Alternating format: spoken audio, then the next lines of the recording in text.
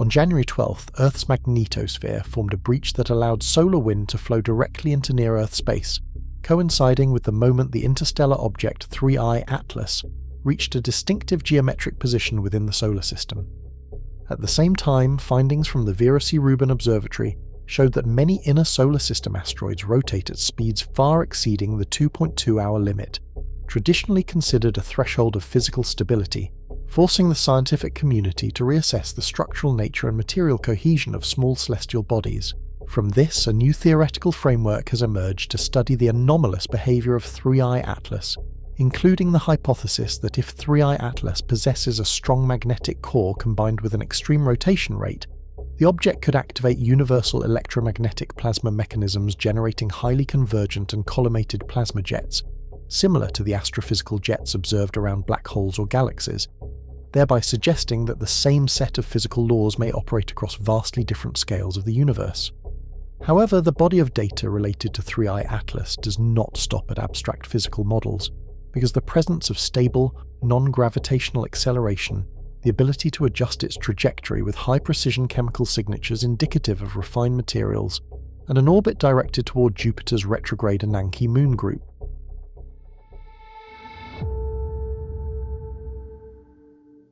In particular, the projected approach to the moon UFIME in March 2026 has raised profound questions about 3I Atlas, and these are precisely the issues we will explore next. The modern discussion of rotational limits begins quietly with surveys that measured light curves across thousands of bodies, where astronomers noticed that large asteroids rarely completed a full spin faster than about 2.2 hours. This threshold emerged not as a rule, but as a pattern because objects above a few hundred meters appeared to fracture if centrifugal stress exceeded the weak cohesion of rubble pile interiors. In this calm, statistical landscape, 3I Atlas enters the narrative indirectly because Atlas forces attention toward the assumptions hidden beneath that limit, rather than the limit itself. The 2.2-hour barrier is understood as a balance between gravity internal friction and tensile strength, and it quietly assumes that most asteroids are aggregates loosely held together since their formation. When observatories improved cadence and precision, several objects were found rotating faster without disintegrating, and these exceptions suggested that some bodies possess unexpectedly strong internal bonding. At this point, 3I Atlas becomes relevant again because Atlas invites the question of whether similar material resilience could exist in an interstellar visitor, shaped by different conditions. The Vera Rubin Observatory expanded this picture by revealing asteroids spinning in minutes rather than hours, which implies densities or cohesive forces far beyond typical rubble piles. Such rotation rates demand materials that behave more like solid rock or metal than gravitational debris, and this realization reframes how scientists interpret survival under extreme angular momentum. 3I Atlas is not directly measured in this regime, yet Atlas inherits the implication that rapid spin does not automatically imply destruction when composition allows resistance. This creates an anomaly within expectations because the traditional model predicts fragmentation long before such speeds are reached, while observations show endurance instead of failure.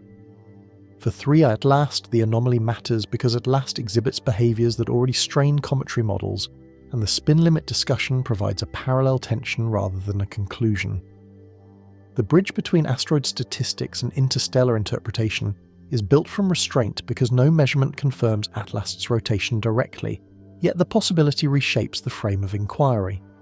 Emotion enters gently here as scientists confront the unease of realizing that familiar thresholds may reflect habit rather than universal law, especially when 3I Atlas remains outside the dataset. From this softened ground, the narrative transitions forward, because once rotation limits are no longer absolute, the door opens to magnetic structure, plasma interaction, and deeper questions surrounding Atlas. The discovery of asteroids spinning far beyond accepted limits did not arrive with spectacle, but with a quiet shock that spread through rotational statistics and unsettled long-standing assumptions. When the Vera Rubin Observatory catalogued objects completing full rotations in mere minutes, the data suggested that nature had already crossed boundaries thought to be structurally impossible, and 3I Atlas emerged as a silent comparison point. These record-breaking bodies, some hundreds of meters wide, rotate fast enough that centrifugal forces should exceed self-gravity by orders of magnitude, yet the asteroids remain intact across repeated observations. This persistence implies internal cohesion far stronger than loose gravitational aggregates, and 3 at last becomes relevant again because at last represents a body formed beyond the environmental constraints that shaped the main belt.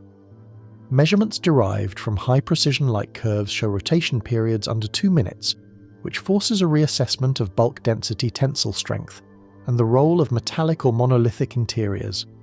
In this data-driven context, 3 at last is not yet measured but conceptually aligned because at last invites speculation about materials that evolved under pressures unfamiliar to the solar system. The anomaly lies not only in speed but in survival, because conventional rubble pile models predict catastrophic breakup long before such angular momentum is reached. For 3 at last, this anomaly matters, because at last already challenges expectations through persistent jets and structured activity that resemble coherence rather than decay. Researchers infer that these ultra-fast rotators may contain significant metal fractions or lithified cores, which would explain resistance to shear stress without invoking exotic physics. This inference naturally extends toward 3 at last, because at last's unusual, compositional signals suggest that durability and cohesion could also define its internal architecture. The emotional weight of these findings remains understated, yet it quietly shifts the scientific mood from confidence to curiosity as familiar rules soften under expanding datasets. 3I Atlas stands at the edge of this realization because at last embodies the question of how many other limits are observational habits, rather than universal constraints. As attention moves from spinning asteroids to deeper mechanisms, the narrative transitions forward, because once extreme rotation is survivable, magnetic coupling and plasma dynamics become unavoidable considerations for Atlas. Astrophysical jets enter the discussion as a hypothesis rather than a claim, because the appearance of narrow collimated streams around 3I Atlas challenges the quiet expectations normally assigned to small icy bodies. In standard models, jets are associated with systems where rotation and magnetic structure cooperate, and this association becomes difficult to ignore when Atlas repeatedly displays organized outflows instead of diffuse chaotic plumes. Observational data from processed imagery indicate that the emissions surrounding 3 Atlas maintain coherence over time, and the geometry of these emissions suggests guidance rather than random escape of gas. When astrophysical jets are observed at larger scales, such as in young stars or compact objects, they arise from rotating magnetized cores that channel plasma along structured field lines, and this analogy becomes tempting in the case of Atlas. The anomaly emerges because 3I Atlas occupies a size regime where such mechanisms are not normally invoked, since comets are expected to vent material isotropically as volatile sublimate. Instead, Atlas shows patterns that appear directional and persistent, which introduces tension between observation and the assumption that Atlas behaves like a fragile aggregate of ice and dust. If the nucleus of 3 Atlas were magnetized and rotating rapidly, even modestly, magnetic shear could organize charge particles into narrow streams, and plasma generation would follow naturally from interaction with solar radiation. This does not require extraordinary technology, yet it does require a structural integrity and internal ordering that is rarely attributed to bodies classified as comets, and Atlas remains suspended between these interpretations. The bridge between data and speculation forms here because astrophysical jets are not defined by scale, but by process, and processes repeat across the universe when conditions align.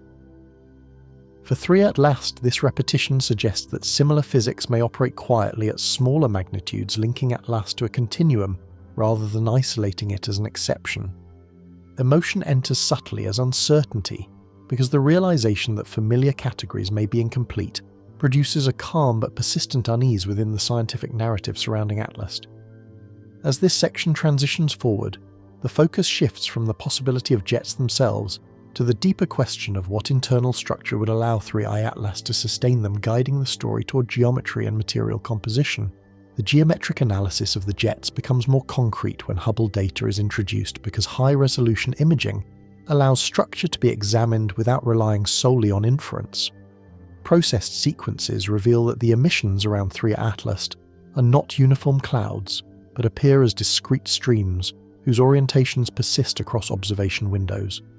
When the images are compared over time, the jets associated with Atlas do not simply flare and fade, but instead shift in a manner that suggests an underlying order tied to rotation or internal geometry. This pattern challenges the expectation that volatile-driven outgassing should produce irregular sun-facing plumes that dissolve into the surrounding coma of 3I Atlas. The anomaly becomes clearer when angular spacing is considered because multiple jets appear separated by consistent angles, which implies fixed source regions on the nucleus of Atlas, rather than transient fractures. Such regularity is difficult to reconcile with a loosely bound surface, and it invites comparison to systems where emission points are anchored to structural or magnetic features. If 3I Atlas were rotating even slowly relative to asteroid extremes, repeating jet geometry could arise as active regions cycle through illumination, while remaining locked to internal coordinates. In this interpretation, Atlas does not need to be exotic, but it does need to possess a nucleus that behaves as a coherent body rather than a shifting aggregate. The bridge between geometry and physics emerges as observers note that the jets maintain narrow opening angles, which implies confinement during launch rather than free expansion. For 3I Atlas, confinement suggests that charged particles may be guided along field-aligned paths, a behaviour consistent with plasma responding to magnetic structure. Emotion enters quietly through restraint because the data does not demand a conclusion, yet it steadily erodes the comfort of simpler explanations for Atlas. Each new frame reinforces the sense that the object's activity is organised not accidental, and that organisation carries implications beyond surface chemistry. The transition forward follows naturally because once geometry implies structure, attention must turn inward toward composition and origin. 3. Atlas thus moves from being a distant curiosity to a case study in how small bodies can display large-scale order, guiding the narrative toward hypotheses about material strength, magnetic capability, and the deeper history carried within at last. The hypothesis of a torn planetary core emerges not as speculation for its own sake, but as a response to accumulating constraints that ordinary cometry models struggle to satisfy. As observations suggest unusual durability, directional activity, and possible magnetic influence, 3I Atlas begins to resemble a remnant rather than a primitive aggregate, and Atlas invites comparison with denser planetary interiors. Data drawn from spectroscopic interpretations point toward elevated metallic signatures, particularly elements associated with high-density differentiation, which are more common in planetary cores than in surface debris.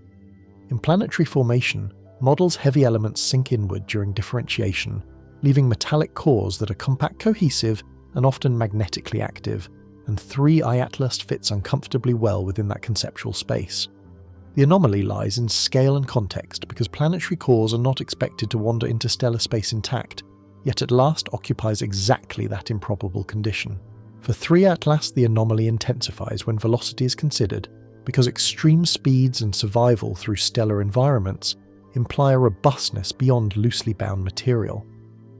If 3I Atlas is a fragment of a larger body that was disrupted by tidal forces or catastrophic collisions, then at last could represent a stripped core ejected during violent planetary evolution.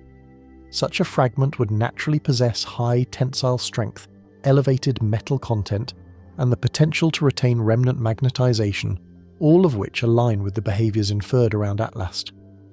The bridge between hypothesis and caution forms here because planetary disruption is rare but not forbidden, and interstellar space is vast enough to preserve unlikely survivors. 3I Atlas therefore becomes a test case for whether extreme outcomes of planetary systems can cross stellar boundaries and arrive intact.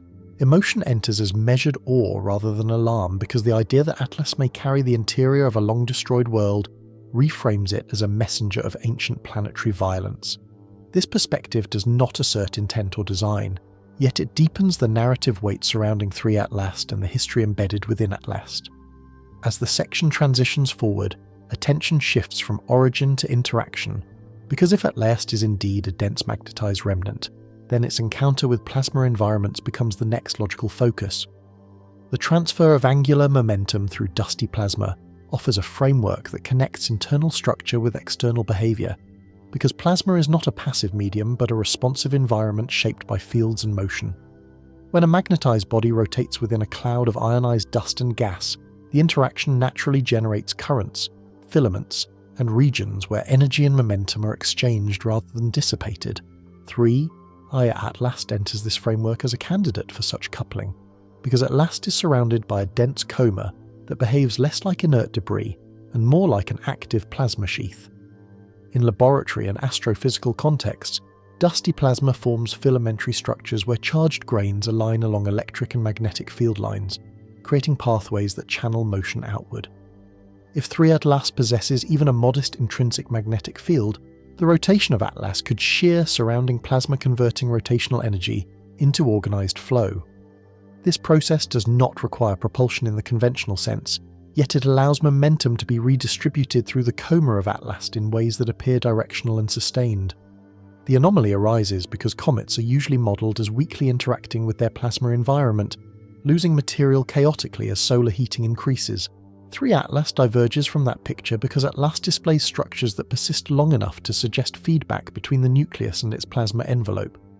In such a feedback system, angular momentum can be transferred outward through electromagnetic coupling slowing rotation, while energizing jets and filaments. For 3 Atlas, this offers a potential bridge between rapid internal rotation and external activity, without invoking artificial control while still challenging simplified natural models. Emotion enters as quiet coherence rather than drama, because the physics involved is familiar yet rarely applied at this scale. The idea that 3 Atlas could behave as a rotating conductor, embedded in plasma reframes Atlas as an active participant in its environment, not merely an object acted upon by solar forces.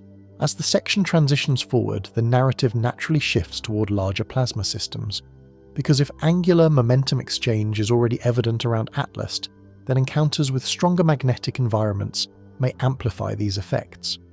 Electromagnetic interaction becomes unavoidable when the trajectory of 3I Atlas is projected toward the Jovian system, because Jupiter is not merely a massive planet, but a dominant generator of plasma and magnetic structure.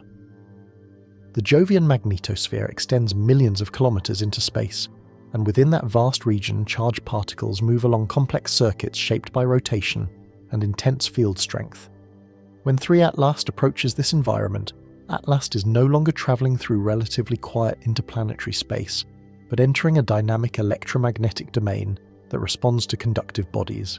Jupiter's magnetic field is orders of magnitude stronger than Earth's, and its interaction with moons such as Io already demonstrates how rotation and plasma exchange can create powerful electrical currents.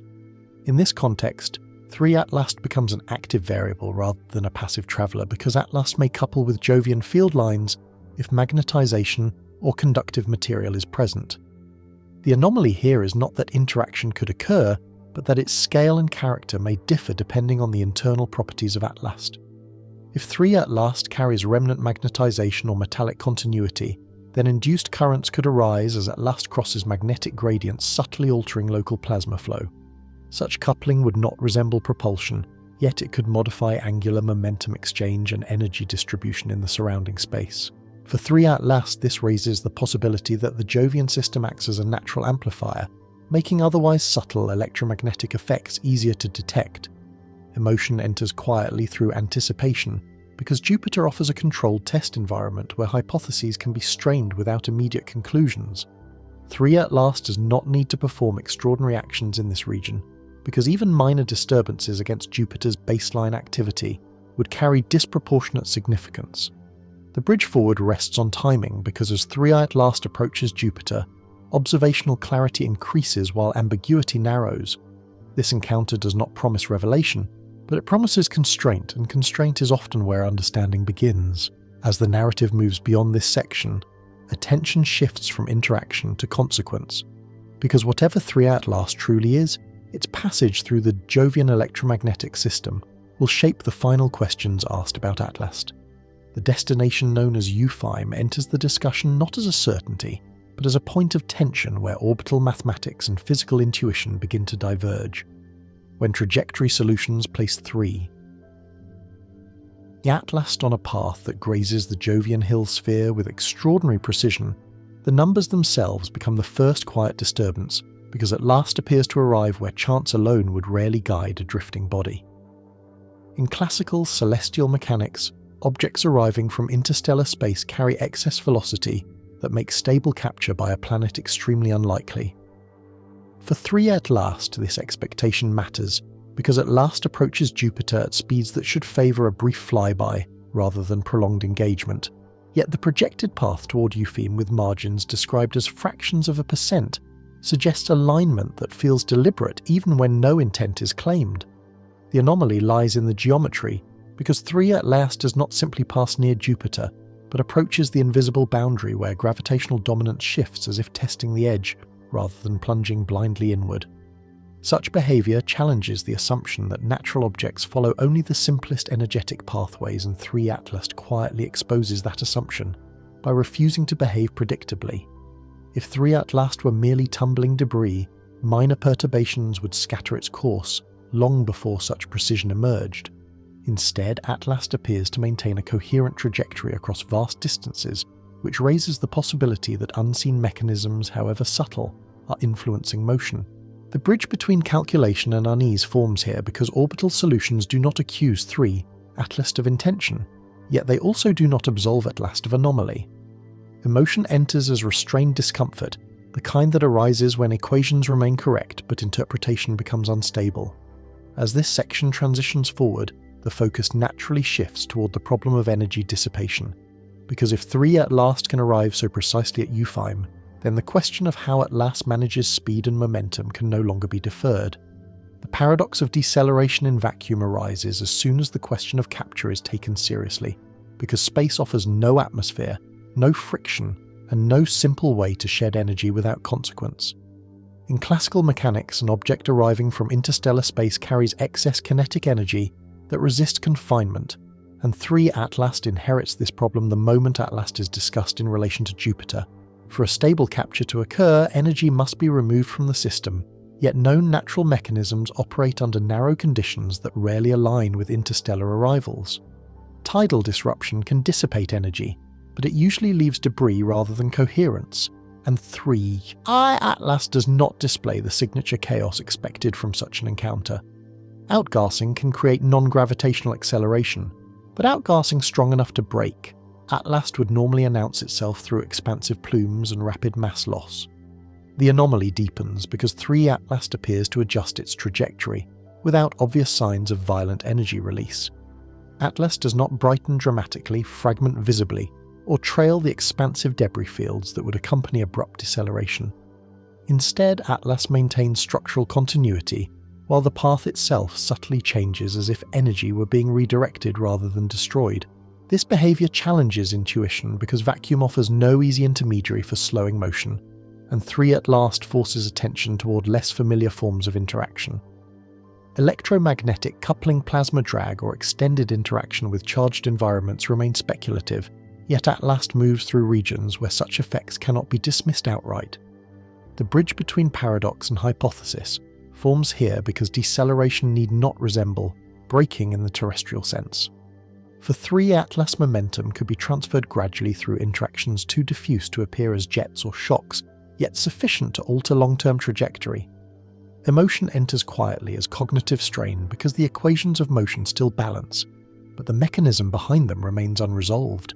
As this section transitions forward, the narrative shifts toward composition because any mechanism capable of mediating energy exchange in vacuum depends critically on what 3 Atlas is made of. The chemical signature centered on nickel enters the narrative as a subtle but persistent clue because elemental ratios often preserve the history of formation long after shape and motion evolve. Spectroscopic interpretations associated with 3 Atlas indicate an unusually elevated presence of nickel relative to iron, and Atlas therefore occupies an uncomfortable position between natural differentiation and deliberate refinement. In most natural settings, nickel and iron coexist closely because both emerge together during planetary differentiation and meteorite formation. When 3 Atlas appears enriched in nickel, beyond typical ratios, Atlas invites comparison to environments where selective processes concentrate specific metals rather than distribute them evenly. The anomaly becomes sharper when industrial analogies are introduced cautiously, because refined nickel is valued for strength, corrosion resistance, and magnetic properties. 3 Atlas does not need to be artificial for this association to matter, yet at last reflects material characteristics that echo purposeful selection rather than random assembly. If 3 Atlas formed within a planetary interior, then nickel enrichment could result from extreme pressure sorting during differentiation followed by catastrophic disruption that liberated the core. This explanation preserves natural origin while accounting for material resilience and at last remains within astrophysical possibility rather than technological certainty. The bridge between chemistry and implication forms as scientists recognize that composition influences every other hypothesis, from rotational survival to electromagnetic interaction. For 3 at last, metal-rich structure supports scenarios involving durability magnetization and long-term coherence, all without invoking overt design. Emotion enters softly as intellectual tension, because chemical evidence does not accuse, yet it refuses to remain neutral. 3i Atlas carries its elemental makeup like a memory, and at last allows that memory to shape interpretation without dictating conclusion. As this section transitions forward, attention moves from what 3 at last is made of to how those materials might interact with fields and plasma, because chemistry alone cannot explain behavior without context. Synchronization with the Ananke group introduces a quieter but deeper tension, because orbital neighborhoods carry histories that are not immediately visible in raw trajectories. The Ananke moons move in retrograde paths around Jupiter, forming a population that already stands apart from the orderly regular satellites, and 3i Atlas approaches this region in a way that feels statistically rare rather than dynamically forced. Retrograde orbits are not impossible, yet they are typically explained as relics of chaotic capture events early in the solar system's history. When 3 at last aligns with the Ananke group, at last appears to intersect a population defined by irregularity, which complicates the assumption that its arrival is merely incidental. The anomaly is not simply that 3 at last approaches Jupiter, but that at last does so along a corridor that leads toward a specific subset of moons rather than the more densely observed equatorial plane. In this geometry, at last enters a region where observational coverage has historically been sparse, and this coincidence invites interpretation without demanding conclusion. If 3 at last were following only gravitational gradients, minor variations in initial conditions would likely scatter its path across a broader range of outcomes. Instead, at last converges toward a narrow orbital neighborhood, and this convergence feels disproportionate to chance when viewed across interstellar distances. The bridge between mechanics and meaning forms here, because synchronization does not require intent to be significant. 3. Atlas does not need to choose the Ananke group for the alignment to matter, because alignment alone reshapes the probabilities that scientists must explain. Emotion enters as a muted unease, the kind that arises when patterns emerge without declaring their cause. 3 Atlas becomes a moving reference point around which familiar assumptions about capture and randomness begin to drift. As this section transitions forward, the focus shifts from spatial alignment to timing, because synchronization in space becomes more unsettling when echoed by synchronization in orbital phase. Orbital calculations transform synchronization from a visual impression into a numerical problem because mathematics does not respond to narrative but to constraint.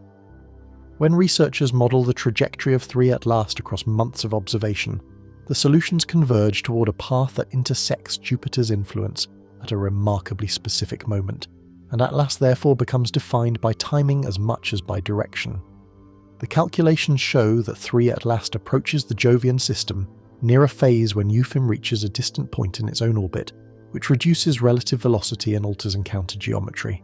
For 3 at last, this alignment does not require intention to be unsettling, because even passive systems rarely coordinate across multiple moving frames without broad dispersion. The anomaly deepens when sensitivity analyses are applied, because small changes in initial conditions usually amplify over interstellar distances, producing wide outcome ranges.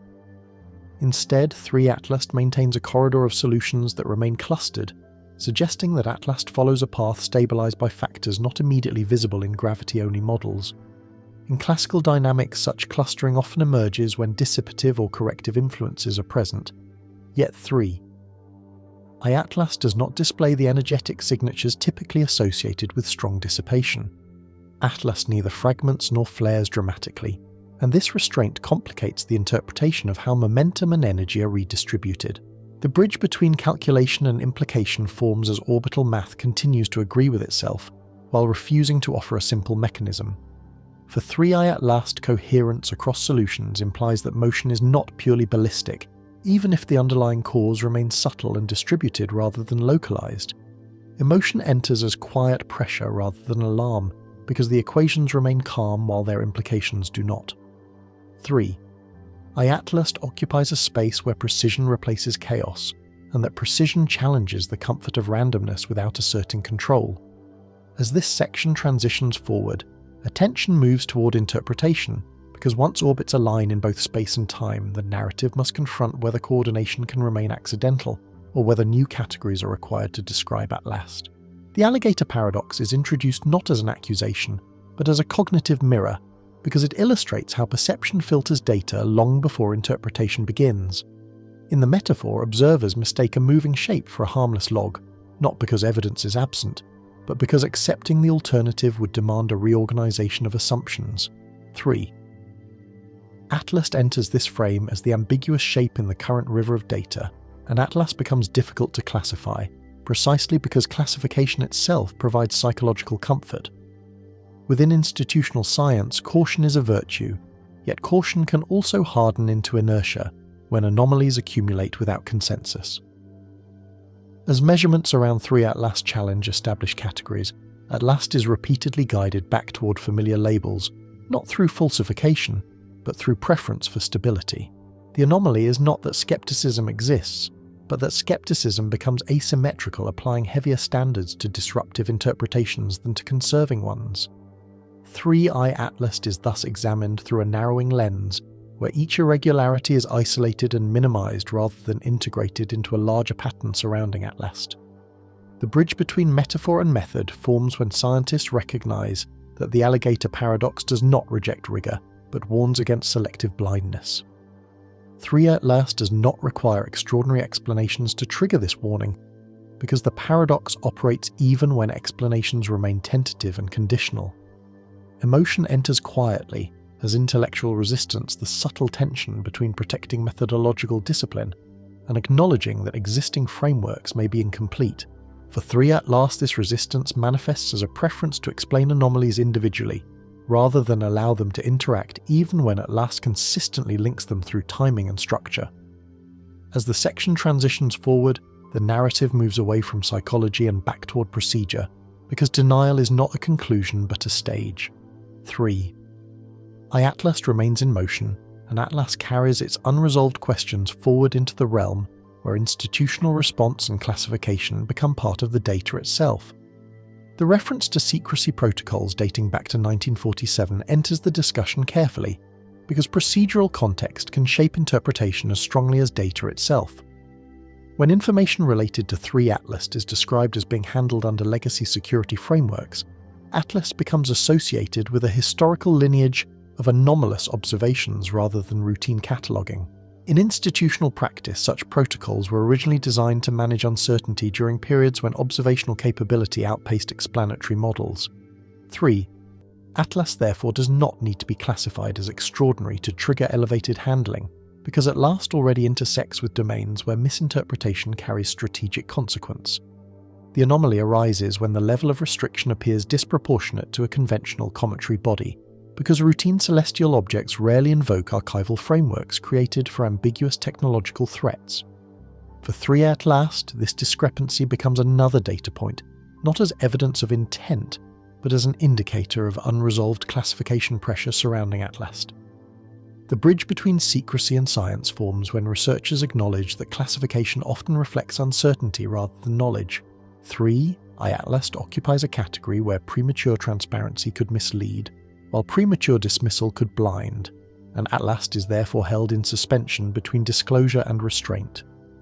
Emotion enters subtly as institutional caution, because secrecy is not driven by fear alone, but by the responsibility to avoid destabilizing conclusions without sufficient grounding. 3-Atlas becomes emblematic of moments in scientific history, when observation advances faster than theory, and at last inherits the administrative inertia of that imbalance. The paradox deepens because restricted data limits external verification, which in turn slows the convergence of explanation. For 3, at last this feedback loop sustains ambiguity, as at last remains both observed and obscured within the same procedural system. As this section transitions forward, the narrative prepares to move beyond governance and into consequence, because whether secrecy persists or dissolves, 3 Atlas will continue its trajectory. Atlas does not respond to protocols, yet the response to Atlas becomes part of the phenomenon shaping how future data will be interpreted and remembered. The magnetic breach reported on January 9th enters the narrative as a measured anomaly rather than a declaration, because the instruments detected change before interpretation followed. Space weather monitors recorded a localized disruption in Earth's magnetosphere, and the disturbance appeared without the usual precursors associated with solar flares or coronal mass ejections.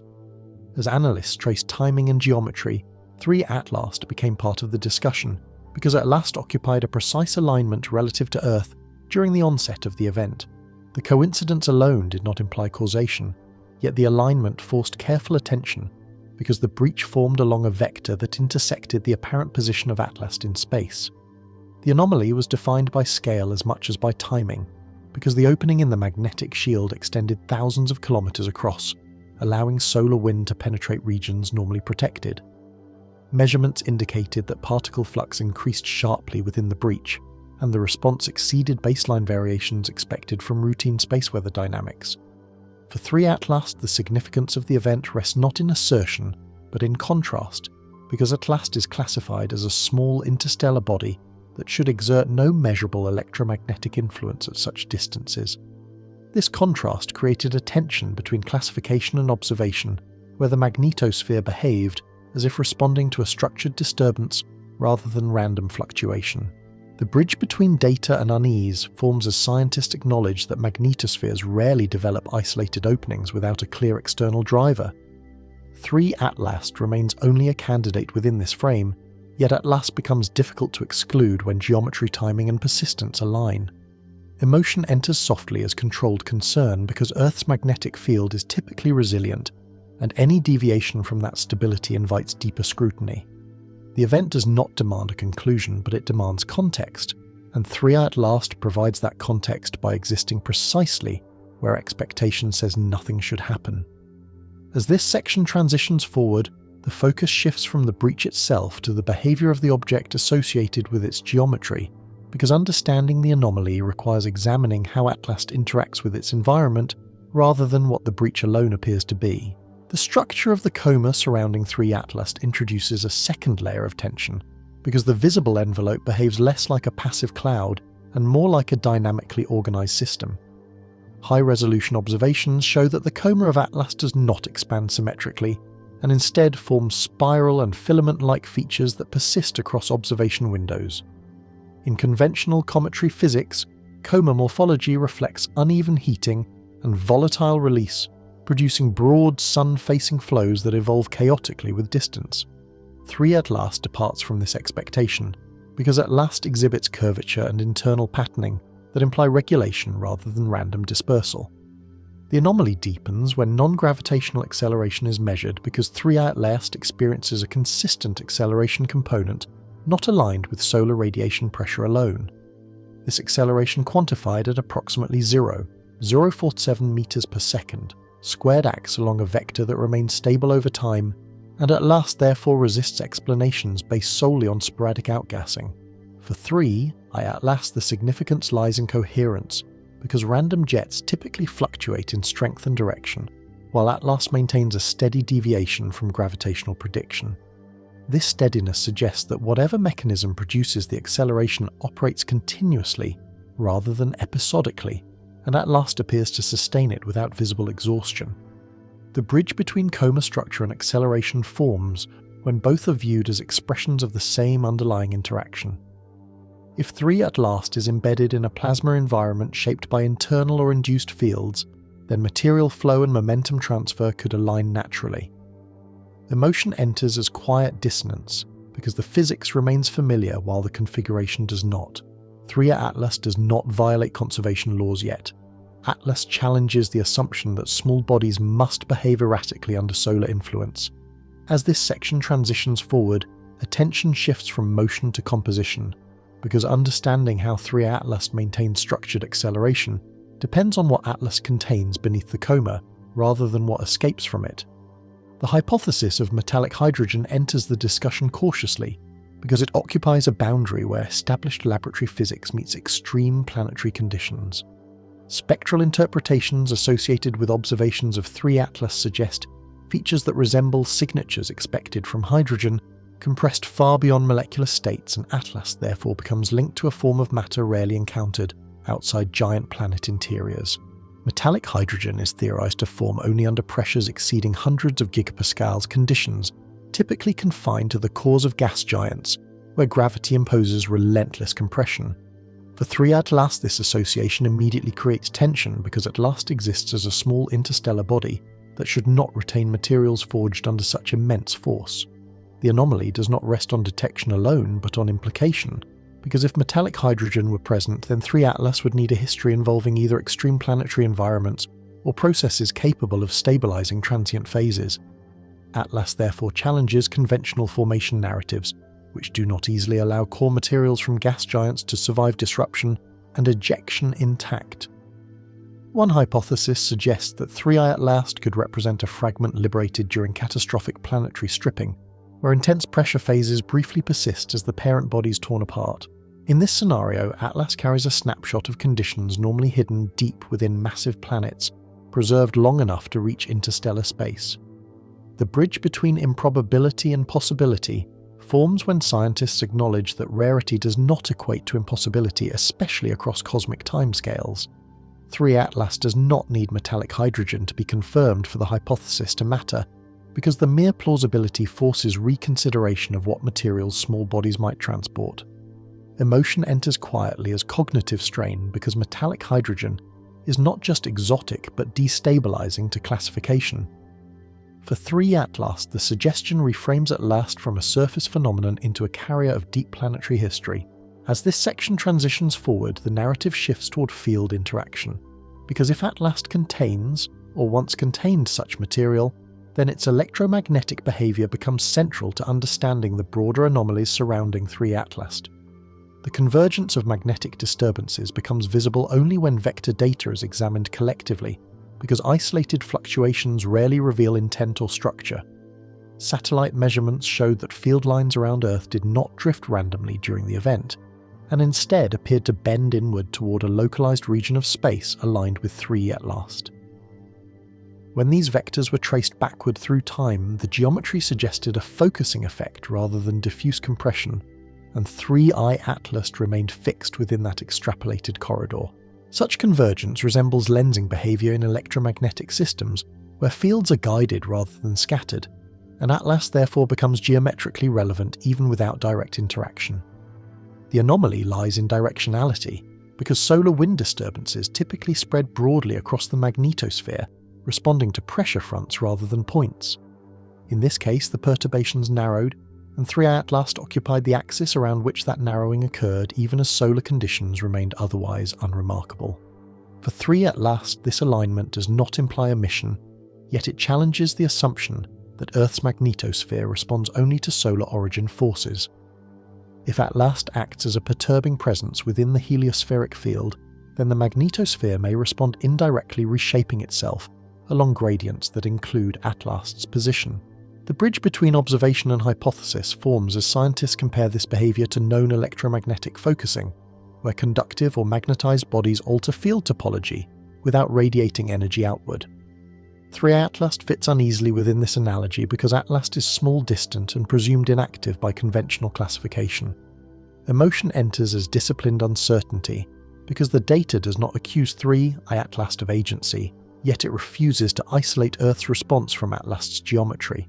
The convergence stands as a pattern that demands explanation even if that explanation remains incomplete.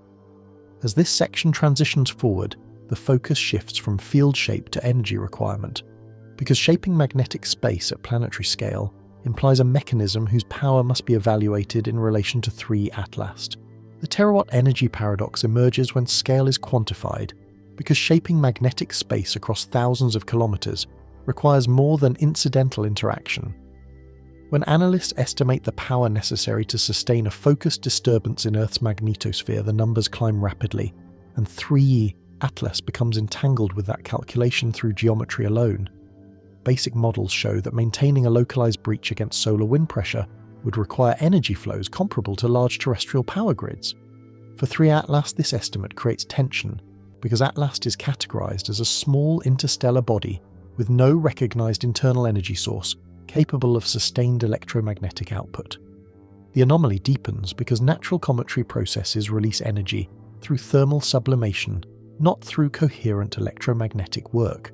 3 at last therefore challenges expectation because at last appears associated with an effect whose power scale exceeds what volatile-driven activity can reasonably supply. One interpretation suggests that 3 at last may not generate energy directly, but instead alter existing energy flows within the heliospheric environment. In this view, Atlas functions less like a generator and more like a catalyst redirecting solar wind and magnetic stress into focused regions without violating conservation laws. The bridge between paradox and plausibility forms when energy is reframed as redistributed rather than created.